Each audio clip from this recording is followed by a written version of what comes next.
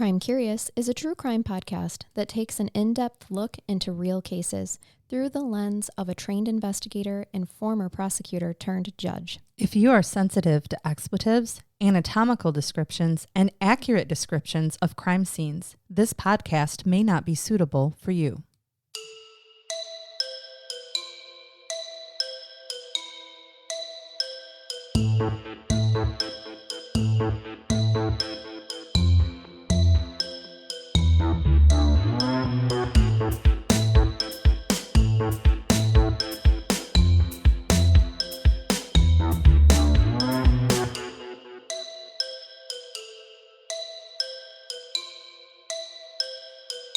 Are you in need of a private investigator with decades of experience? Crime Curious has teamed up with Corbett Investigations, a top private investigation practice in the greater Indiana area and beyond. Corbett Investigations is run by a former homicide commander of one of the country's most successful homicide units and has put over 400 people in prison for homicide, handled over 1,100 death investigations, and solved 33 cold case murders. Tim Corbett has a whole team behind his services that help him to be successful. They specialize in services like bloodstain analysis, ballistic crime scene reconstruction, and forensic pathology, just to name a few. When you contact Corbett Investigations, you talk with Tim Corbett directly. He is hands-on with every case and can travel anywhere that is needed to get the job done. Corbett Investigations prides itself on honesty, truth, and feet-to-the-ground investigation work, and the strength to stand up to whatever is in the way of solving the crime. Corbett Investigations specializes in complex homicide cases, sex offenses, and criminal investigations, old or new. Tim and his team have a reputation for finding witnesses and information that others could not. Contact Corbett Investigations for a free consultation today at 574-229-8115. That's 574-229-8115. You can also check them out on Facebook at Corbett Investigation Services, Inc. Now, on to the show. Welcome to Crime Curious. I'm Charnell. I'm Megan. We're going to shake all of our good luck, Gree.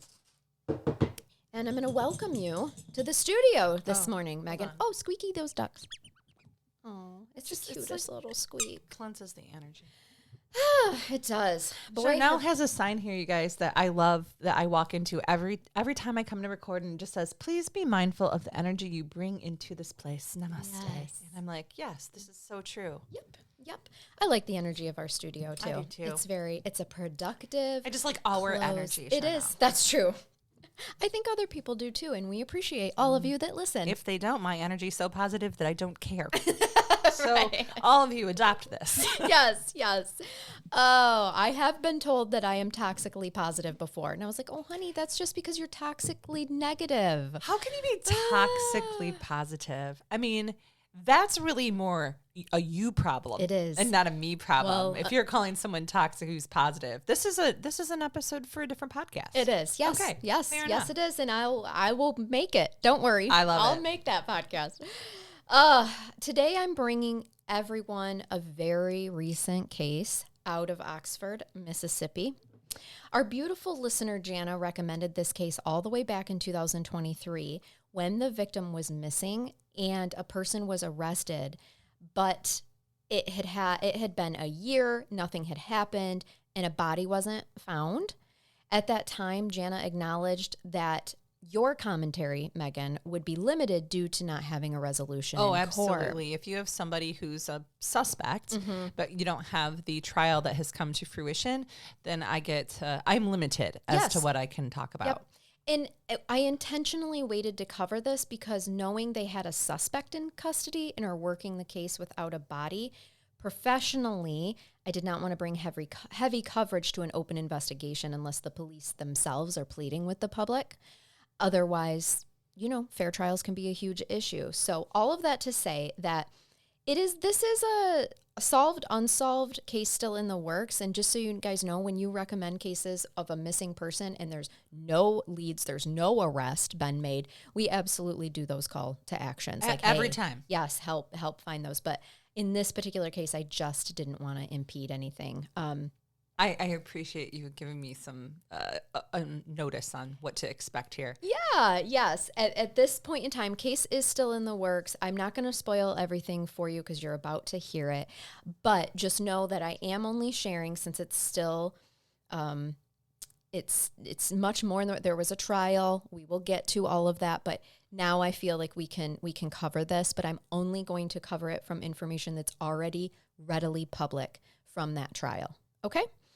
Okay. It'll make sense later, but it makes sense now. And the person who recommended this case knew the victim, and in what I can only describe as one of the biggest compliments ever for our show, she said that she and the victim's friends who also listen agree that we would cover this case with the care and respect that it deserves. So I just want to thank Jana for this recommendation and put a little disclaimer in that I'm only including information that was found in other very public sources intentionally.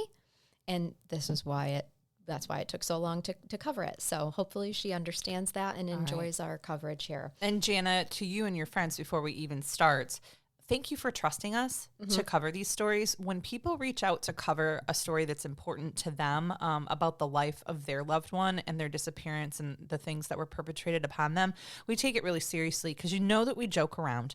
You know we say inappropriate things.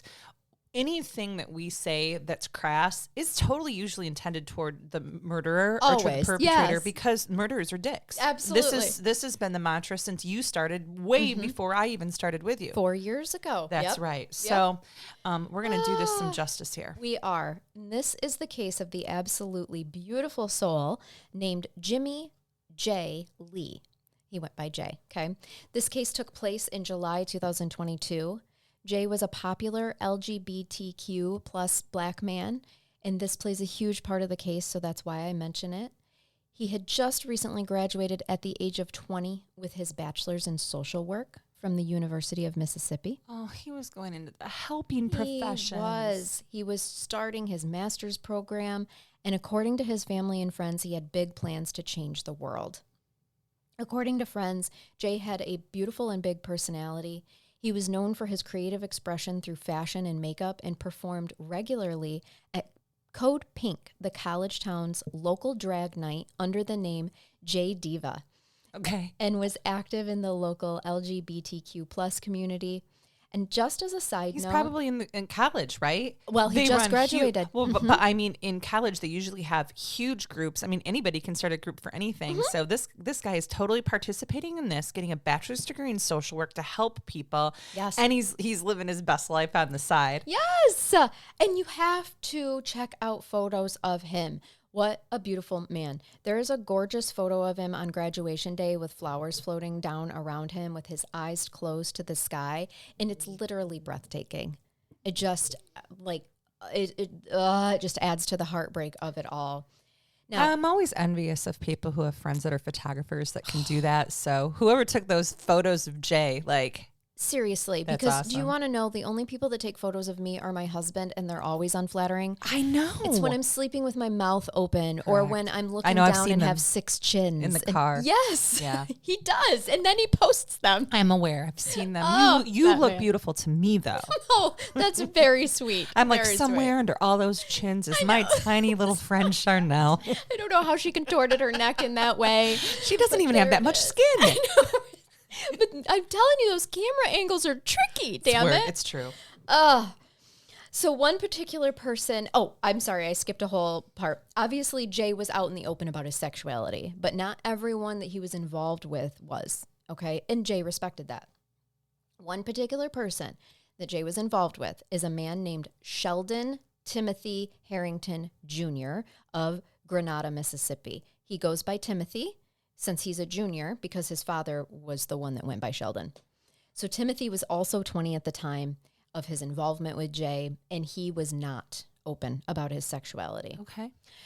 Timothy was also a University of Mississippi student. He grew up in the Abundant Life Assembly Christian church. Okay. Which was founded by his own grandfather, and where his own father, Sheldon, is a pastor. I say this to set some understanding of where Timothy's worldview and social lens was likely shaped from. He has some institutionalized religious beliefs and family background makeup as well. Mm-hmm. And I also don't judge that. I mean, up until the point where you hurt somebody, I understand that people are raised a certain way and that they believe certain things, and to each their own. Just don't hurt anyone else. Absolutely. agree. And what has always been a pet peeve of mine is the way you can't cherry pick what parts of your religion to follow and what parts not to. And that whole thou shall not kill part Are you new here? Pretty big. Are you new here, honey? Yeah, I know. People since the beginning of time have cherry-picked their religion in the name of many things. Like, I don't know, war. There were these things called the Crusades done in the name of Christianity. Yep. In the name of, I'm like, and you think to yourself the whole time, like, oh yeah, that's totally what Jesus meant in that New Testament thing. I know. That part. And he's just looking down like, oh, no, that's not what I meant, He is up there going, Dad damn it. Dad damn it. You're welcome. I'll be here all week. Oh, gosh. Now, Jay and Timothy were engaging in a secret relationship, mostly via Snapchat. Electronic records were That's how I have a obtained. relationship with my spouse now. I know. I do feel like, I'm like, oh, same. Yeah, electronic. I said Snapchat, but some media outlets said social media and things like that. But Snapchat Instagram, specifically whatever. comes into play here. Well, the young kids, you know. I know. Electronic records were obtained, and within these messages, it's abundantly clear that the two were engaging in a secret sexual relationship. On the evening of July 7th, 2022, Jay was Snapchatting with Timothy. And we know from the trial that the two did hook up that night. However, according to prosecutors, that encounter that they had ended badly and Jay left. The two continued to engage in a Snapchat conversation into the morning hours of July 8th, 2022, and the two were talking about reciprocating oral sex, something that from the messages, police and prosecution can ascertain was a specific issue of contention within this relationship. Okay. And so So much like most individuals who are having a relationship, they were having some sexual incompatibility issues, and one or both parties were trying to talk about them. Yeah, they were. It sounded to me, without getting too specific here, out of respect for Jay. Well, it sounds to me like he's using his social work skills to express his dissatisfaction, perhaps, with their sexual relationship. Right. Like, perhaps, why is it always me being and not the giver you. and not the receiver, Jay, right? Jay, yeah. honey, we feel you. Same. Yes. Yeah. We absolutely do. Megan is looking to the heavens and is like, Jay, yes, Jay, we we understand. We totally understand. And so what essentially seems to have happened here is that Timothy allegedly may have lured Jay to come back with the promise of oral sex or engaging in more sex, things like that, kind of rectifying the situation. Okay. What is interesting is that Jay clearly had some intuitive thoughts about why Timothy wanted to meet up again with him that night or early into the next morning. Yeah. Because in one message, Jay states Timothy was, and this is a or a Snapchat message from Jay to Timothy, quote, "Just trying to lure me over there to beat my ass or something," end quote. Now, this gives me signs that there was perhaps some domestic violence. Very possible. It does. Know. I Yeah. feel like any times that if you use the word lure or threaten or manipulate and that little gaslighting piece in there, these are all red flags for a domestically violent situation. And who knows if he was sharing those things? I mean, Well, I do know there was some sharing, but I don't know specifics to what you're alluding to, and I agree. That's exactly what I thought when I read that quote. It was like, had that been a threat that had been made before? Had something physical happened before? well, and Charnell, when, in all of my studies with domestic violence and family violence, I mean, hell, I'm speaking about it this weekend. My LGBTQ plus community as victims and survivors, they're really an exceptionally difficult population because they are very reticent to bring out any types of allegations and concerns. One, because they think people won't believe them. Two, because if people do believe them, the resources available are low. Very. If there's any. Yeah. Especially in southern Mississippi. Yes, that's what I was in going a to say. highly Remember religious where we're Baptist at. area, when you are a black out man Yep. who moonlights as a drag queen, Yes. right? Yes. Like, we've just put all of the possible situations that I would look at as a jurist and go, ooh, this is a vulnerable population. Sure is. These are a lot of risk factors here. These are a lot of risk factors. Yeah. Timothy replied to Jay's message where Jay's like, you're just trying to lure me here to beat my ass. He replied, "You trippin'." Okay. Jay was also Snapchatting another friend at the same time, giving him updates about the conversation that he was having with Timothy. So something I would do. Mm-hmm. Oh, absolutely. You and I would most certainly do that too. I'm going to message you about my current bad sexual experience that I'm going through. Yes. And now this guy trying to get me back over there to, after this. And now he's saying I'm tripping. Gaslighting much? Right. Yeah. Exactly. And he did not tell the friend Timothy's name. Okay. Because Timothy was not out, he was respecting that. So the friend doesn't know who he's talking about, but he knows of the tumultuous situation that they're currently, engaging in. Okay. And this friend, in these messages that he was sending the friend, absolutely indicate that Jay is going back over there with the promise, under the promise and guise of an oral sex situation happening. Okay. And so putting those pieces together paints a pretty clear picture. And I'll tell you that the defense reads these messages differently, believing that Jay was not lured. Okay, so there's some tension over the word lured. Instead, they say that Jay was the leader of this situation and he was having the dominant role, and it was him that was coming back to Timothy that night. To me, that's just a nuance or even possibly a motive, because if Timothy felt like Jay was pressuring. Yes. I wouldn't say forcing. I say he's pressuring him to engage in a physical part of the relationship that perhaps he wasn't comfortable with. Right. So now they've had a discussion about it, and he's like, fine, come on over. Mm-hmm. Mm-hmm. Or this is kind of an off the record just thought of mine. I truly just think that Timothy hated this part of himself through his religious programming, that he shouldn't be like this. And so it's fine when he's with Jay and he's in alignment with who he really is. But then immediately that guilt and shame hits right afterwards. And that can make people do some real violent things when they hate themselves and they project it out. Remember the episode? Did you ever watch Sex and the City? Yeah. Where the guy that was sleeping with Charlotte that was super religious would soon as they were done having sex, immediately go shower. No cuddling, no anything. He just felt dirty and gross, premarital sex. This isn't something that is orientation related even. No. This is literally that programming piece. Yes. As you indicated. And it's a real guilt. So I don't want to minimize that for anybody who's very religious about not engaging in those type of activities, any of them prior to a marriage. But I'm just saying it's a real issue. It's strong. Oh, yeah. That's what I meant by it can really lead people to do violent things. The guilt and the triggers of it. And if not to other people, sometimes to themselves, that piece. Yep.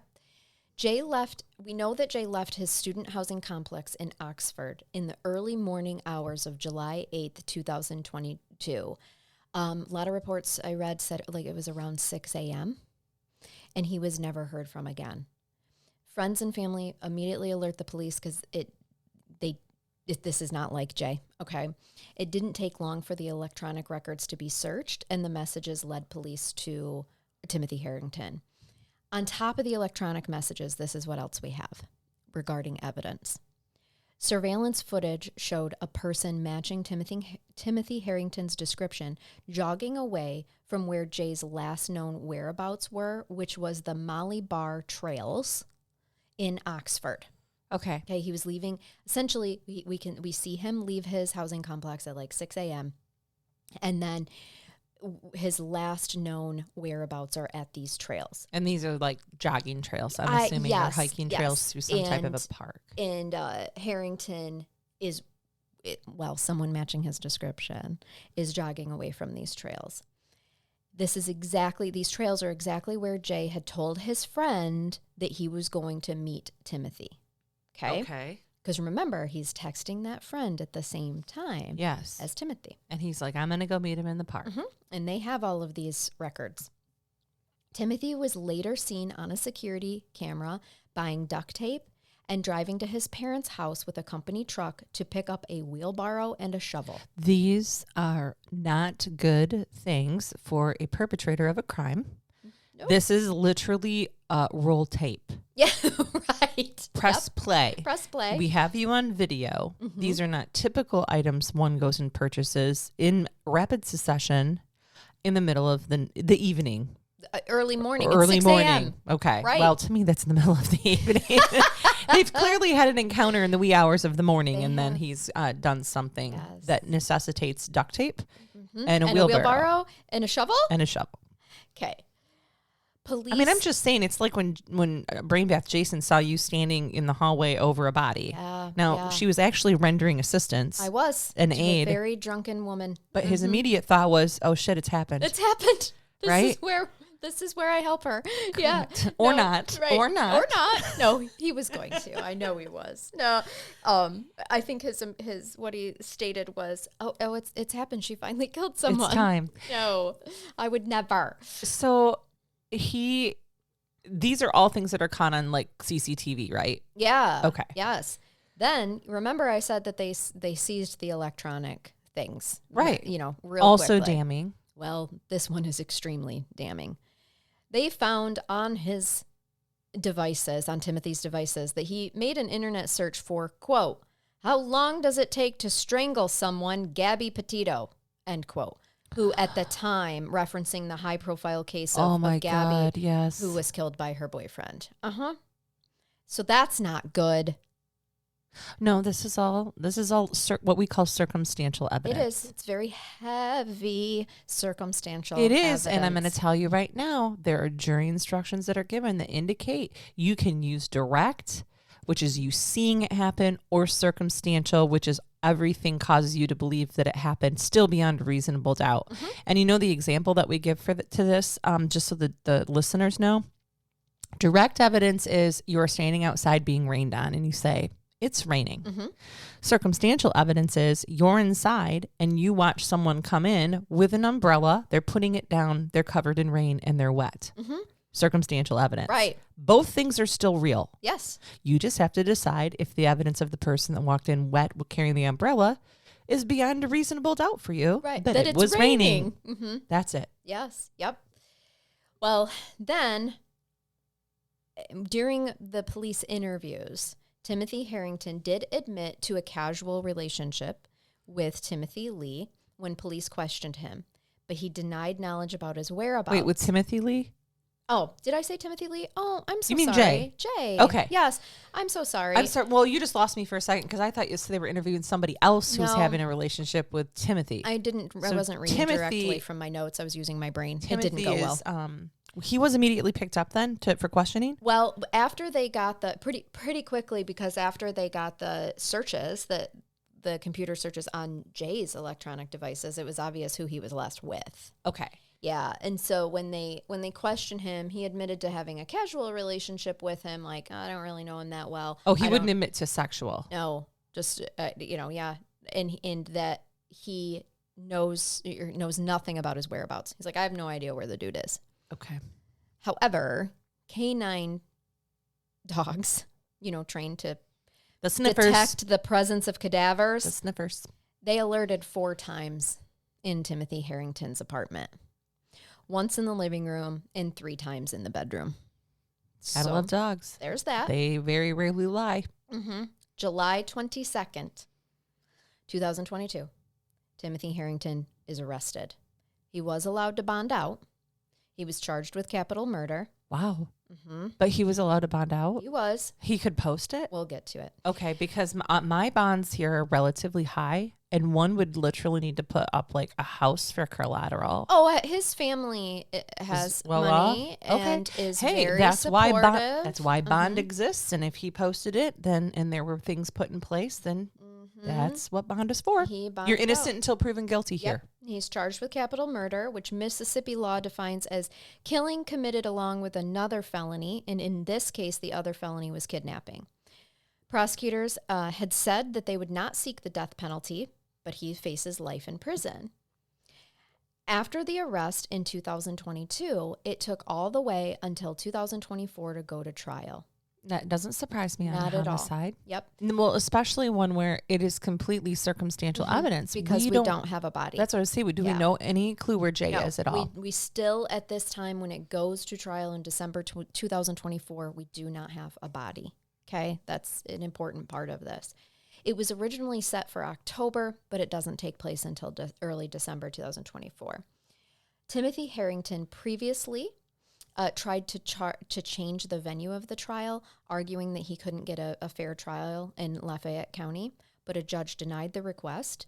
But jurors were selected from a different county about 250 miles south of the university. That's basically kind of granting the request, to be honest with you. Yeah. They just made an alternative. Yeah, they just did it the other way. Instead of making the whole court go to a different trial or different county. Jurisdiction, yeah. Yeah, they just had the jurors. Now, I know... What creative solutions for juries? Like, that's brilliant. Yeah, and I'm sure it was a little bit more costly. I mean, either way, it's probably costly, right? Well, you're having to pay per diem for people to be there, and trust me, they aren't making any money. No, Most of the time, jobs will continue to pay you your salary while you're at required as a citizen jury duty. But there is an amount that's paid. But I almost wonder if it is more costly. I wonder if they offered to do things like pay their mileage or a hotel, those type of things, if they were far enough away.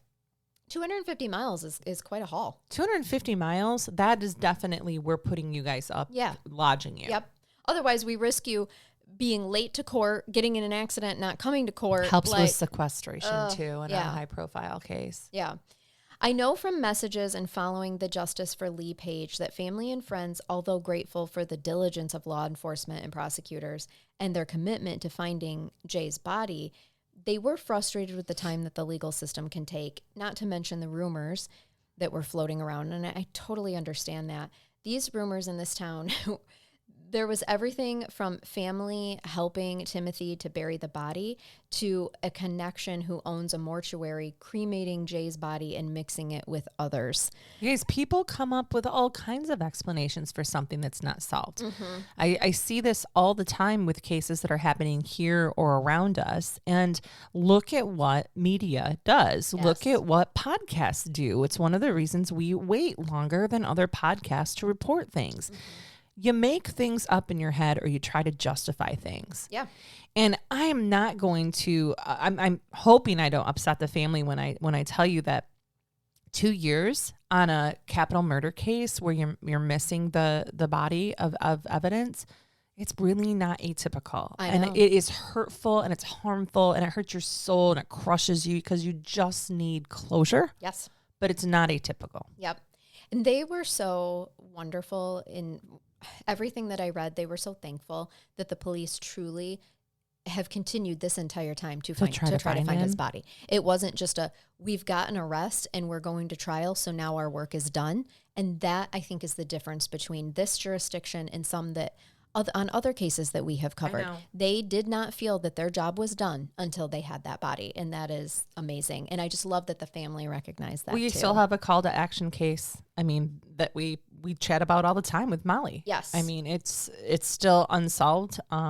And so I don't speak a ton as to it, but in terms of evidence that exists, it's real similar. Now, this jurisdiction chose to charge. They did. Without having a body. Yes. And we have a similar case here where our neighboring jurisdiction had also decided to charge and were proceeding without a body. Yep, it can happen. There's a legal declaration of death that has to occur over a time frame also. And that typically did happen in this case. And just so you guys know why that can also hold things up, that isn't the same judge that hears your case typically. Right. That is in probate court. Yep. And a different judge who is unbiased and doesn't have anything to do with the criminal piece is literally looking at all of the evidence and making a legal determination that the person has reason that they are deceased. Yes. Yep. And then after you have the legal death certificate that's based off of a probate order, which, yes, it can be contested, then they can move on with the criminal trial. And they did. A judge did declare Jay legally dead. Yes, yes. And also at this time in 2022, Jay was the third known queer person to be slain in Mississippi. So the community is scared and in an uproar. By known, do you mean out? No, known meaning there were still missing people known to be murdered. Oh, okay. Yeah. Gotcha. Not known as in out, like known to be murdered. There are more missing Okay. that they're still, well, maybe they just ran away or ran from their life, whatever. Yeah, that's what that meant. And that was, by the way, when this was all happening in July, that was only half the year of 2022. At the trial in December 2024, prosecutors alleged that Timothy Harrington strangled Jay Lee because he feared their relationship might become public, theorizing that Timothy Harrington strangled him in his apartment, jogged from the scene, and later used his company's truck to dispose of Jay's body. Okay. I wanted to put this in because it was on the Justice for Jay Lee website. There were 69 letters of support that were submitted to the court for Timothy Harrington. Okay. They ranged from family, friends, church elders, educators, retired law enforcement, practicing physicians. And I have a copy of one of those letters that I'd like to read to you to give you an understanding. And I know you'll speak about this as well.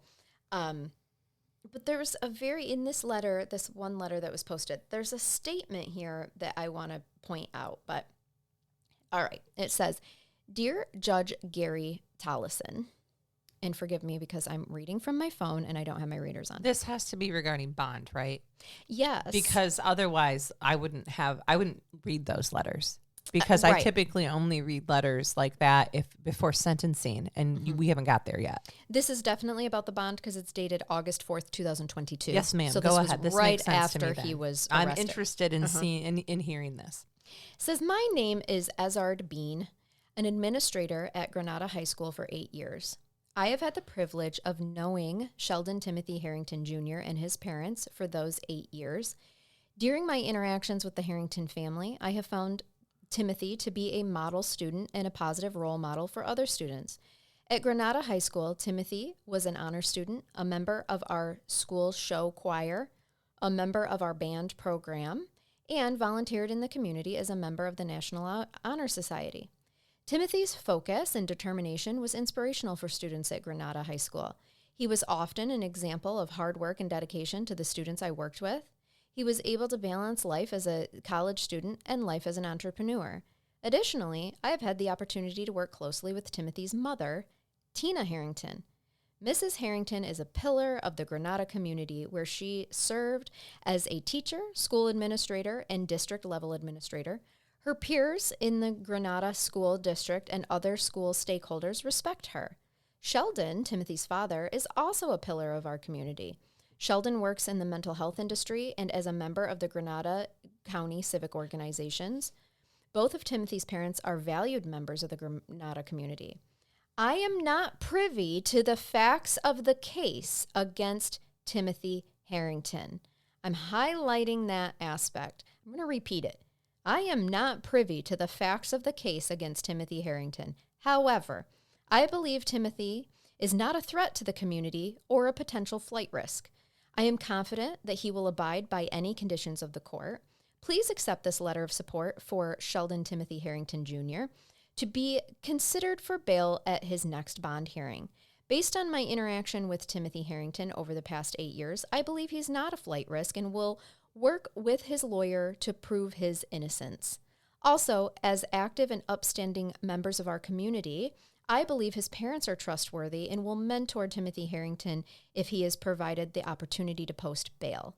If you have any questions or concerns about my letter of support, please contact me, blah, blah, blah. I've read about 1,000 letters similar to those for bond. So Yep. what are your questions? Well, it's not so much a question as I want to point out these are people that do not know the details of the case Correct. at all. And it is obvious in this case, you guys, that Timothy Harrington, I read you all of his accolades. This, right, on National Honor Society, grade A student, blah, blah, blah. Band. Yes. Choir. These are all. Could have been yours and mine. Yep. Except they would have had to throw cheerleader in. These are all more reasons why he was trying to keep his life secret that he was clearly ashamed of. Yeah. So no, all 69 people who wrote letters of support don't know the real Timothy Harrington. No, here's the thing. when setting bond and you look at things like that, what you're doing is weighing the risk of allowing them to post bond with what they've been charged with. And in the part that you emphasized about him not having details about the charges, that's typical because at that point, usually it's an arraignment. All you've really done is read the charges onto the record, and there isn't quite much unless there's a longer, detailed, more what we call an information that's been placed on the record, or a probable cause finding that's been placed on the record. It's typically so-and-so's been charged with capital murder in the murder of, and they name the name. And sometimes indicate how, if there's a body. So you would look at a situation like this, and it's just not atypical when you have somebody who has no criminal history, who's never been in trouble before, who has family that are pillars of society. It would be like any one of your or my kids getting in trouble. People would write letters and say, you know, they work in the helping fields, they're pillars of the community, whatever that means, whatever a pillar is for you. I read pillar and I'm like, oh, yay, a pillar of salt in the Bible. Okay, anyway, moving on. He probably isn't a high risk, Charnell, to be released on bond. He's probably not going to run away. He's probably not going to reoffend. But I always weigh that against the actual crime that's been committed. And the specific wording I typically use is, I understand that you have not been convicted of this crime. But when setting a bond, I take into consideration not only whether you will flee, not only whether you are a contributing member of society, but also is there potential risk to either the alleged victim, the alleged victim's family, or the community. Yeah. And then I look at the charge and I say, this is dangerous, this is serious, and why? Yes. Right. And make a determination. And it is not cookie cutter. And every case is not the same. No, definitely not. And I'm not surprised that he had 69 letters of support when you talk about his parents being so active in the community too. So he had, they were well known. Okay. But I did find it ironic, and humans just kind of don't realize this sometimes. When this person specifically said, I don't know the details of the case, but then a paragraph later, she's like, I am confident he's going to work with his lawyers to prove his innocence. Well, excuse me, sir, madam. How do you know he's innocent? You just admitted in the paragraph above that you don't know the details of this case. If I was the defense attorney requesting those letters, I would have made him take that part out. Yeah.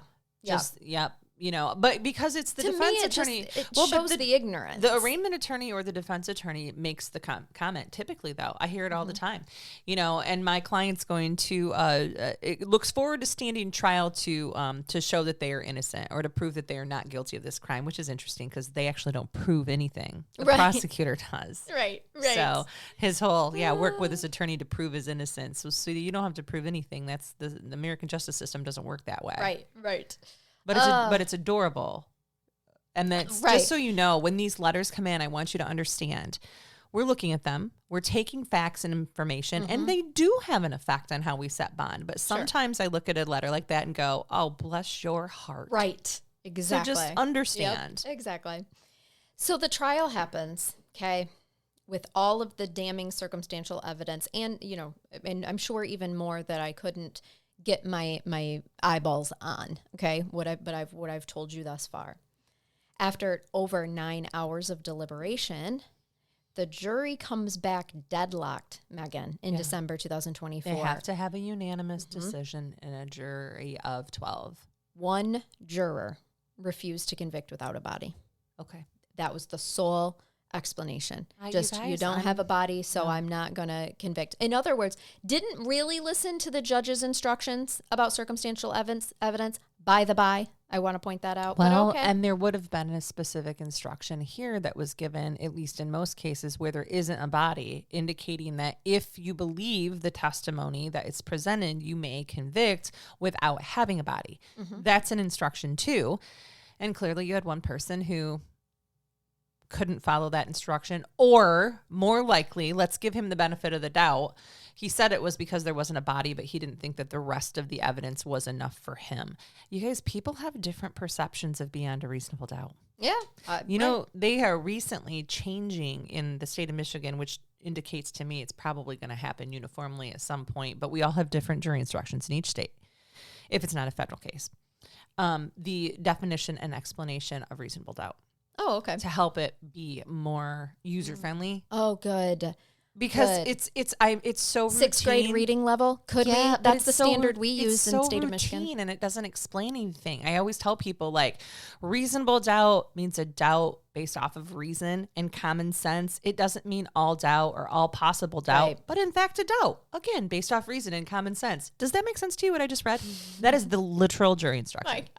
You used the words to describe reasonable doubt in the definition. Yep. When you do that, you aren't explaining it very well. Not at all. Okay. No. Now, I had a prosecutor who I worked for beforehand who really painted a beautiful picture when you're trying to explain reasonable doubt to a jury. So I don't know what this prosecutor did in Mississippi to try to explain it, but clearly one juror didn't catch on. We'd put up a piece of paper. This is pre PowerPoint presentation. Oh, sure. We put up a piece of paper and we'd write like the facts that have been shown. Okay. So all of your circumstantial evidence. Yeah. And then he'd take a pen and he'd poke holes all over in this piece of paper. Okay. To the point where you couldn't quite see sunlight through it, but there's a lot of holes. And then he'd make the argument to the jury that the defense has poked a lot of holes in the evidence in this case. But if you stand back and look at it, can you still read what it says? Can you still see the big picture, even with the holes? There's reasonable doubt right there, or the lack of reasonable doubt right there. You can still see what happened. Don't pay attention to the little holes. Right. Read the words. Yeah. Look at the bigger picture. And I liked that explanation for juries quite a bit, and it worked for that attorney in that case. So it was something that obviously stuck with me as a brand new attorney. Yes. As someone who writes policy and law and writes technical assistant manuals for law, there are so many times where somebody will make a statement and I'm like, all you did was just used a combination of the same words that are in the law to try to describe the law. I know. That's not helpful. I'm sorry. We need a whole different, we need to take it down to at least a 6th grade reading level, and we need to actually explain with different words what these words mean. That is the best way to give technical assistance on that. Well, and it's not easy. It when really you're presenting a case, and this is for the prosecution and the defense, you also have to take into consideration that when you're presenting your case to a jury, you need to take into consideration the 6th grade reading level portion. Yes. 100%. We're not just talking about what they can read. We're talking about cognition with the general public. What they can actually consume and understand. There has been an argument for years that there should be professional jurors. I'm not saying I've subscribed to that. Sure. But it's been an argument that's out there. Been made. And there's nothing. When people's lives are on the line, I can kind of understand that. But from a prosecutorial and maybe the family perspective, other than that initial, the weight is not lifted. You still have 500 pounds laying on your chest, deadlifted, right? Like it's laying there. No one's helping you lift it off. Yes. And it starts to ease up. And because you have this trial and you think that you're going to have closure, and then there's a mistrial because one person didn't convict. And the reason that you would know that is either they pulled the jury or someone afterward. You can talk to the jurors afterward. Someone asked, what happened? And one of the jurors said, well, Bob refused to convict. Yes. There was no way he was going to change his mind. Without a body. After 9 hours as a judge, I still would be making people deliberate. Yeah. I would. Yeah, that didn't seem like exorbitant. Here's the exception. Oh, I just messed that exorbitant amount of time. Thank you. I know That's what I was trying to say. I'm right here with you. We're the same person. Thank you. I think that for it not to have gone on longer or to make deliberations continue and ask them to re-examine the evidence, you had a person who was adamant. Yeah. I will not change my mind. Right. No, I agree. So there they are with a mistrial, which frankly, it's better than a not guilty. It is. And he's still charged with capital murder. Okay. Correct. He's still free on bond, of course, but he is still charged with capital murder. And what happens in those situations where there's a mistrial, if he wasn't free on bond, people are like, oh, what? So you just let him out? No. The prosecutor recharges the case. Yep. You either start over or just have a retrial in the circuit court, depending on what your state does. And bond is either reset or continued. Yep. So, and it's usually immediate. But we have seen cases where they didn't bring charges again for a number of years. Yes. Well, hold on to your britches because we're not done. Oh, shit. Yeah. Because Saturday, February 1st, 2025 happens. That was only 8 days ago from this recording. I'm like, Charnell, this is last week. Sure was. This is the most updated of information. For real. Yes. This I'm is impressed. hot off the presses, everyone. 2 deer hunters were walking through the woods and stumble upon human remains in Carroll County, which is located about 22 miles south of Granada, where Timothy Harrington's family lives and where Timothy was seen the day after Jay disappeared. What a coincidence. Now, Timothy Harrington, originally from Granada, was living in Oxford in July 2022, okay? So he's living in Oxford, but the day after Jay disappeared, he was seen in Carroll County, very close to this spot. Well, he's from there. Remember, I'm going to play devil's advocate. It's 22 miles away from where he's from, in Granada. Oh, Carroll County is where he's from, but that's not his stomping ground. Right. Okay. It is. Yes. So someone recalls that they have seen him in this area. And we have we know that. We know that from the get-go. So we're like, well, here's a body, interestingly found very close to where Timothy was seen the day after Jay disappeared. And it is 22 miles away from Granada, where his family lives. Okay. Police at first have no idea who the body can be, okay? And then they realize there is a necklace with the body with Jimmy's name on it. And you can see this necklace on Jay's social media accounts. That he is wearing it in a lot of his videos that he posted. Okay. So his necklace is like one of those gold name necklaces? It is, yes. And it says either Jimmy or Jay on it? I think it says Jimmy. Guys, Even I tried to zoom Jay? in, but you know how it's reversed? I know the exact Yes. necklace you're talking about Yeah. because of about 10 years or so ago, that was like all the rage. And it's continued, like, you know, to wear your name. Well, But that was from a show. Somebody started doing that, and then other people did too, and I can't remember what it was from. Yeah, and I do think it's the name Jimmy instead of Jay because that's it's his longer. name. Okay. Right, it is. His name is Jimmy J. Lee. Yes, exactly. So anyway, DNA analysis was processed quickly. And on February 5th, 2025, it was confirmed to be the remains of Jimmy J. Lee. Okay. So now we have a body.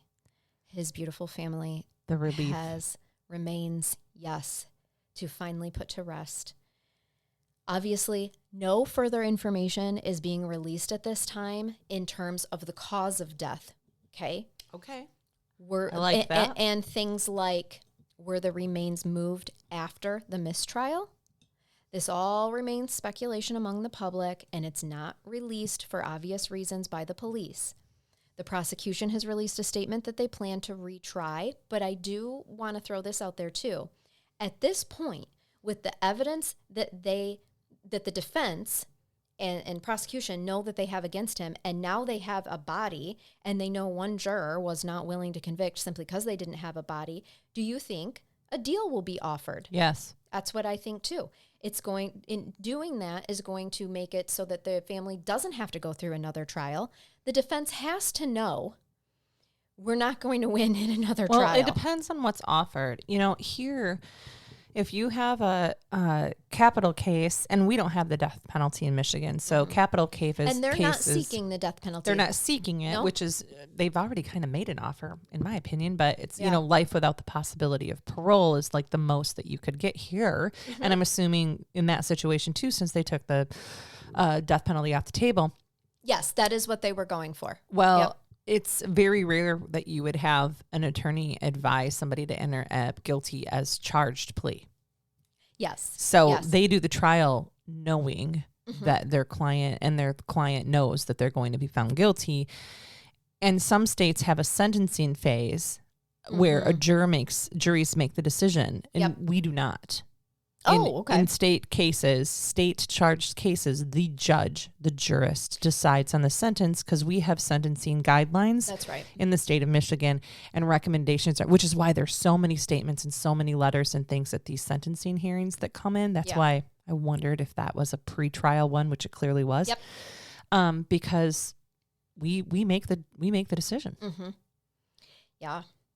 I can tell from all the media coverage that has been brought just in the last couple of days that there is a sense of closure for some of the family members as they've made statements to the media that they're relieved to no longer wonder. It was actually his dad that said, you know, I'm no longer lying awake at night now wondering what field he's in, what body of water he could be under, and so forth. It's been a long and grueling process for them, but they're finally able to properly lay him to rest so that they can continue to heal and try to move forward without him, right? And so I will update you guys as we know more.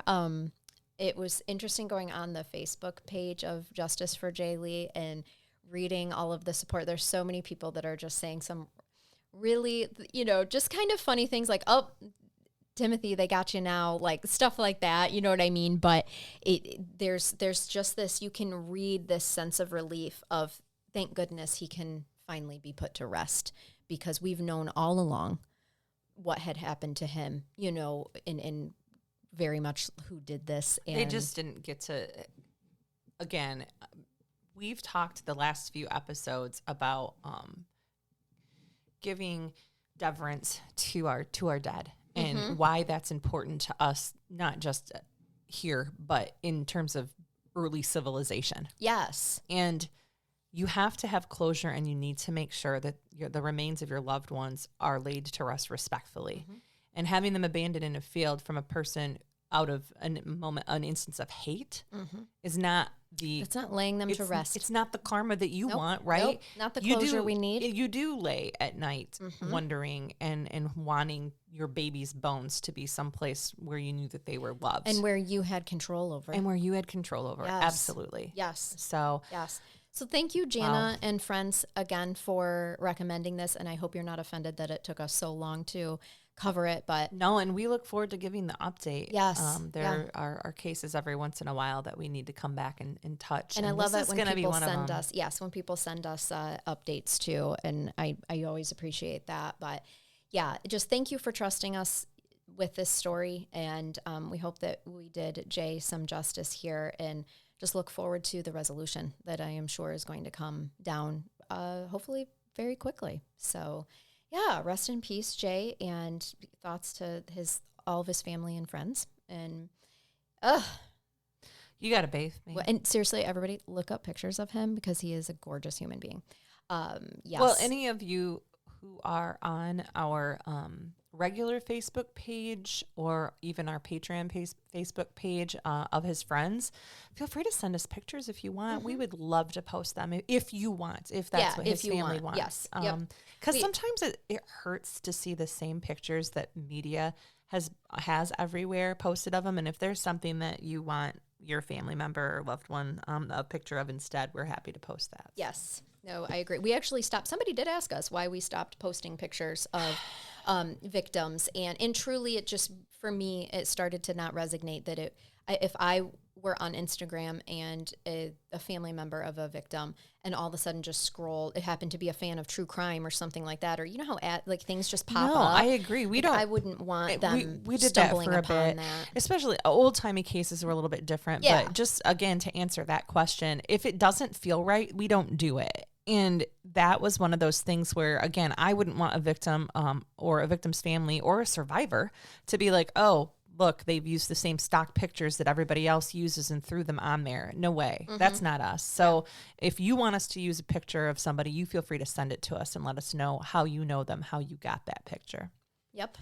Are you going to bathe me? I am. Well, it's one of these cases I'm trying not to cry. I know. I feel so bad. Exactly. And I don't know how clean you're going to feel after some of these dumb criminal comments. I often have felt dirtier after you've bathed me. I know. This today might be it, but you just mentioned karma, and I just feel like I need to bring this dumb criminal story up.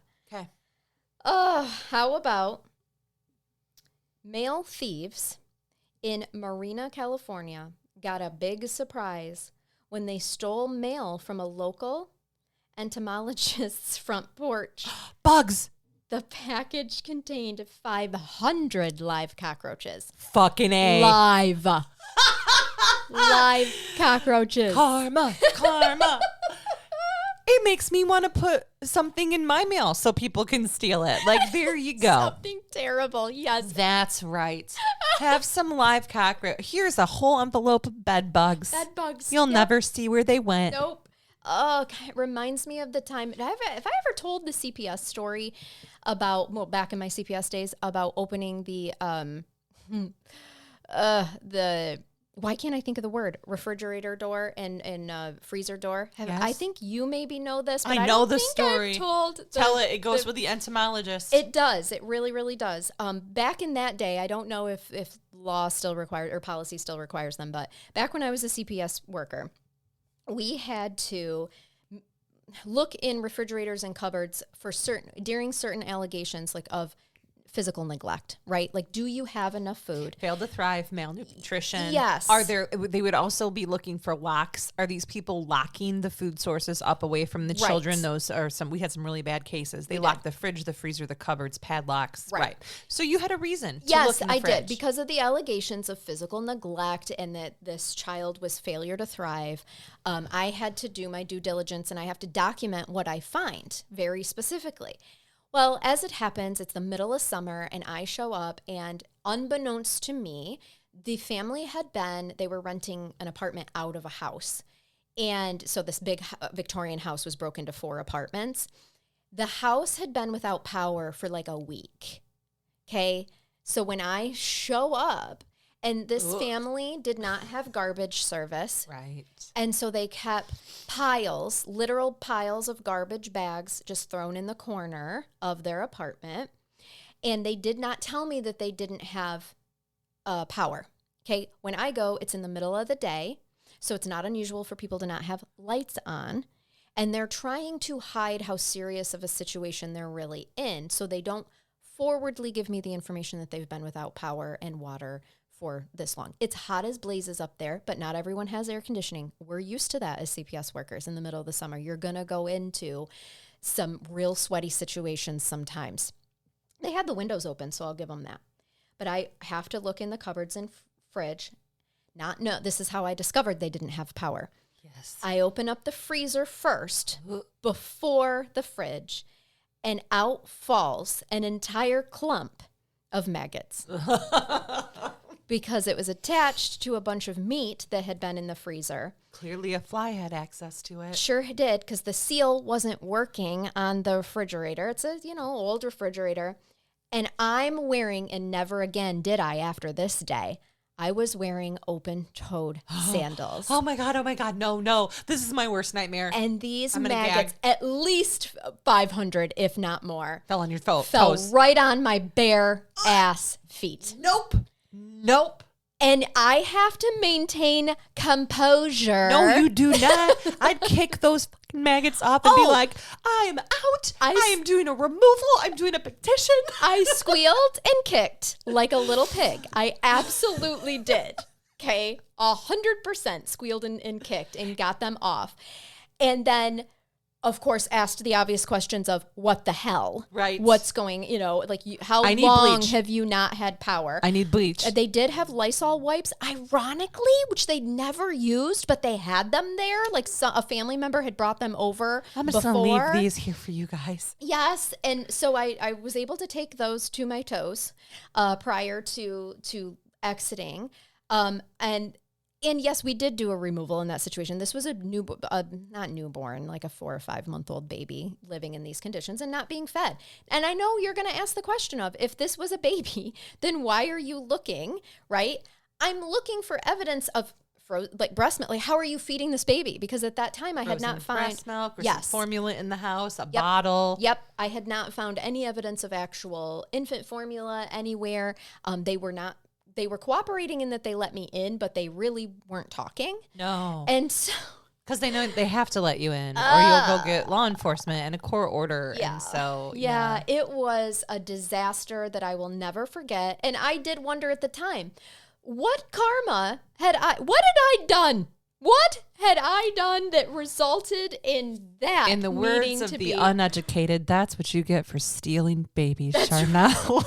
That's so How true. dare you keep that infant safe? You deserve toe maggots. Gosh, I do think, I think now, if I'm recalling correctly, they did have an older child, like 6, with one of them with a previous relationship. So that child was just there occasionally. Oh, that makes it better. Yeah, right? So I'm like, hope this child hasn't been here recently. And they did finally cooperate with, our landlord Well, they said our landlord turned the power off. Well, it turns out that the landlord didn't know. The other 3 units were not occupied. He was doing construction on them and just hadn't been there. The landlord had no idea that the power wasn't working. Right. And you then have he's to report freaking out that. because he was, Yeah, you don't want landlords don't want bad things to happen to their property No. for the most part. Right, Sometimes right. they do constructive evictions, and that's not legal. You shut the power off because someone won't Correct. pay. Yeah, Yep, that's not correct. okay. No. And you can get in trouble for Yep. that. Yeah, well, really, that's why I contacted him to make sure that's not what he was doing, because I did question if they were paying. I didn't figure they probably were, right? That's really where I was going with that. I have a story for you about garbage cleanup, but I'm going to reserve it for the Patreon. So Okay. any of you that are interested in listening to a garbage-related story that I have, feel free to do Patreon. It'll be in our bonus episode, one of our bonus episodes for February. It would be bonus episode 2. Yeah, yep. Which that's we'll, what we'll be we're recording in a recording moment. next. So Yes. yeah, if you feel like grabbing that episode, I'm going to tell you a little story that I find amusing. Okay. Well, I just want to leave us by saying, just when you think you're having a bad day, I want you to think of the maggot toes and just Yes. ask yourself, is this maggot toe bad? Yeah. Or is it this toe something maggot? is this something that I can just kind of get over? Because it took me a while. And also, I learned a valuable lesson. I only wore closed-toed shoes at work. Yeah, that's why From you that keep point forward. That's why you keep rubber boots in your car. You're a farm girl. You know better. Okay, but I really didn't think in the downtown that I was going to need my farming boots. But I know. I definitely could have used Any them. house you go in, I you coulda wear the used 'em. boots, you take the high heel. Take off the Ferragamos. There's no need for them. I don't even know what a Ferragamo is. Very expensive Italian I shoe. thought probably. I really like them. It's shoe porn for Meg. It is, and your feet haven't felt anything in years. Mine still do, so I Completely numb. No effect at all. know I can't wear stuff like that. Right. But I haven't felt my little toes in 20 years. my They're there for looks. My sensible, flat, open-toed shoes. Come on. I'm wearing my stopped. unethically sourced Uggs right now. I'm very comfortable. Yes, it's true. Oh, gosh. Well, thank you all so much for listening and keeping us on air week by week for you. If you would like more of us, feel free to join Patreon. The link is below. And gotta say, we've been getting wonderful feedback on our Patreon episodes. Yeah, we've had some good bonuses. That family, our Patreon family, they're a hoot, man. They like us being Just off gonna the rails. say, we all feed off each other well. We do. All right, y'all. We hope that you keep it curious. And keep listening. Until next time. Bye-bye.